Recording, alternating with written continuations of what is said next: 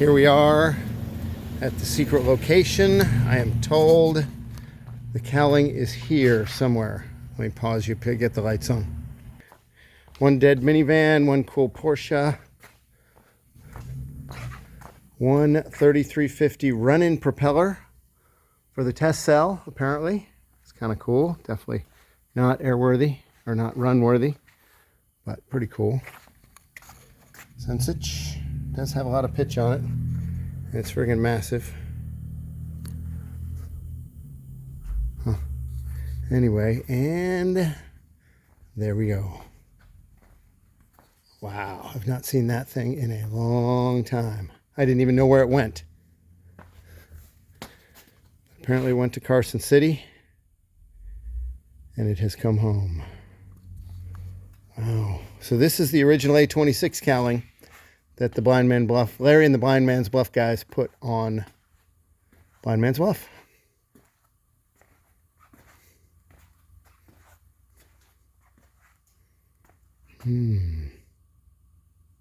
So I have in my garage the parts that go on the back of this. That's interesting. I was looking to make something out of them and maybe sell them off.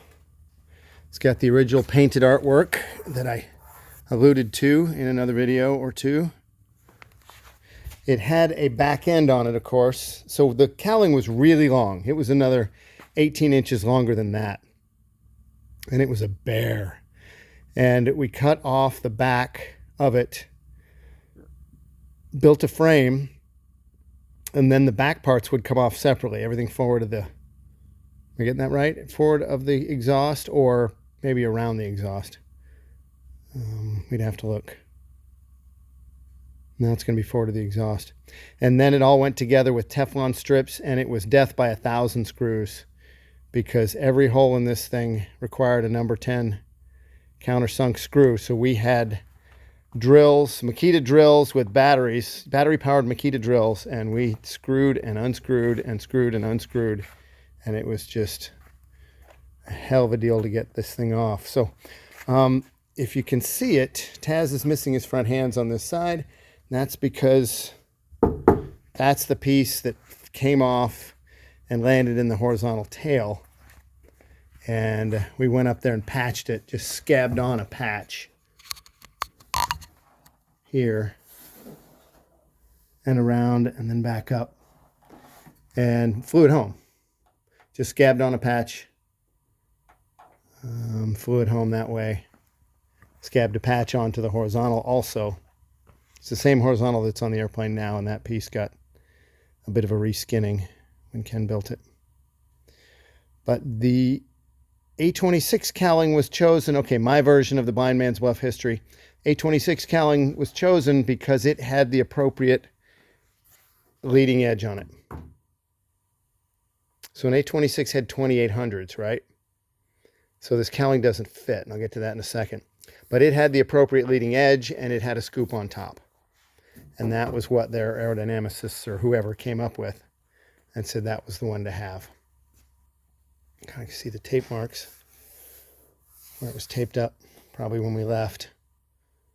Or when we left the airplane there, we would have taped up the scoop, not really caring.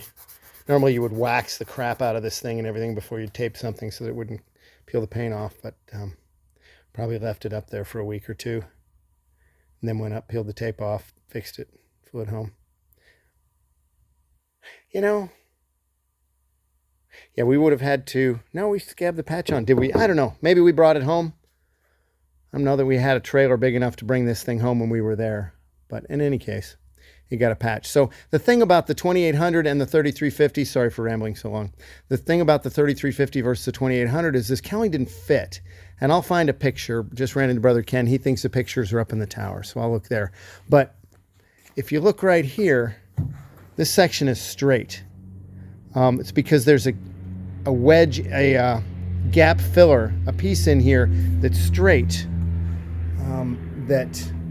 Because when they put the two shells on, I've got a picture of it somewhere, and they put the two shells on top and bottom, and they didn't connect. They were like 4 inches short. So what do? I mean, you can't recurve the whole cowling or anything. So, right, so they just put straight pieces on right in here. And and made it straight. So it goes around and then has straight sections on each side. Kind of funny. But I think somebody was mentioning about Mustang scoops, about the curve inside the scoops being important, and it is important. And this is one side, right? This is one side of that where the airflow needs to come in through the little gap up here, because there would be a spinner in the middle here. There'd be a little gap for air, and then the air on the cowling side needs to fold back. The thing needs to open up and slow the air down. And on the spinner side, the afterbody would run from here down to the base of the cylinders, right? That's the Kuckelman curve. If you read the other comments, all right, listen to it. The Kuckelman curve came here. On the Rare Bear, it was just a straight piece that went straight down to the cylinders from the back of the spinner to the base of the cylinders. And Dave was adamant that it had to be a Kuckelman curve in order to keep the airflow attached and everything inside the cowling.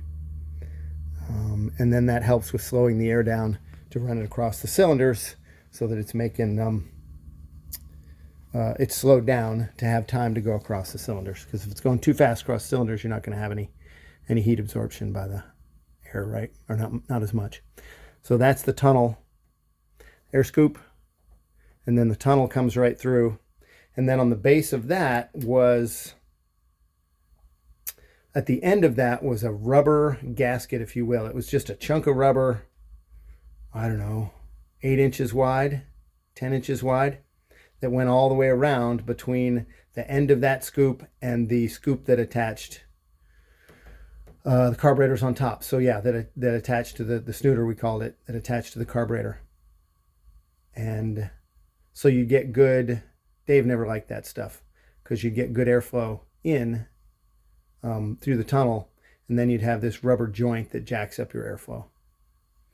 In fact, and that snooter that goes right onto the car front here onto the carburetor, at least the one we used on the DC7 cowl, would have been this one. And that one went to Tim, the ethanol guy out of, I think he's Wisconsin or Kansas, one of those.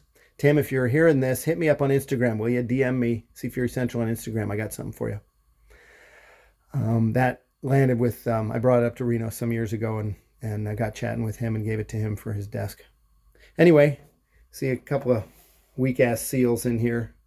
When we put the DC7 cowling on it, we sealed everything up tight, did a cooling job on the whole motor, and it helped a lot. But anyway, the cowling has come home. You can see the Bondo chipping off, and it was painted, so who knows. Yeah, that one had been run hard and put away wet for sure. Not a new piece when we got it, or when Larry got it. So there is a stand for it, I'm told, to hang it on the wall. Not sure if we'll hang it on the wall or make a hot tub out of it or something. Make a one-person hot tub, that'd be interesting. Anyway, there's your tour for, I think we're October 29th-ish. Cheers.